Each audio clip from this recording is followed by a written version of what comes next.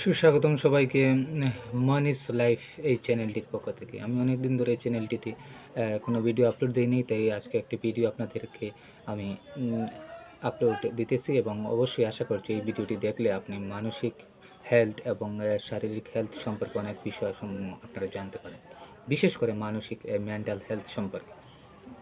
দেখেন, আমি 2012 থেকে আমি সাফার করতেছি বিভিন্ন মেন্টাল ডিসঅর্ডার বা মানসিক স্বাস্থ্য বিষয়ক বিভিন্ন রোগ কিংবা অসুখ নিয়ে।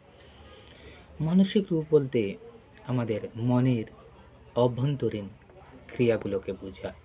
আমাদের মন স্বাভাবিকভাবে যেই আহ, আহ, কাজগুলো করার কথা, সেই কাজগুলো করার ক্ষেত্রে নিতান্তই অতি রঞ্জিত কিংবা অতীব অবান্তর কোনো বিষয়কে বারবার চিন্তা করে এবং যার ফলস্বরূপ তার শারীরিকভাবে বিশেষ লক্ষণ পরিলক্ষিত হয়।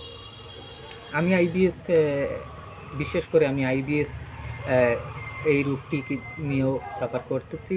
তো আগের চেয়ে এখন আমি অনেক ভালো আছি। আইবিএস ও সিডি এমন কোনো সিমটম নাই যে শারীরিক, এই মানসিক রোগের কারণে আমার হয়নি। তো আমি লাস্ট 2020 পর থেকে এই 2024 এই 25 শুরু হলো। তো আমি এই 25-এর দিকে আমি কিন্তু মারাত্মক, এই 4টা বছর আমি মারাত্মক সাফার করতেছিলাম আইবিএস এবং অ্যাংজাইটি, ডিপ্রেশন এবং বিভিন্ন সোশ্যাল ডিসঅর্ডার এবং মেন্টাল ডিসঅর্ডার।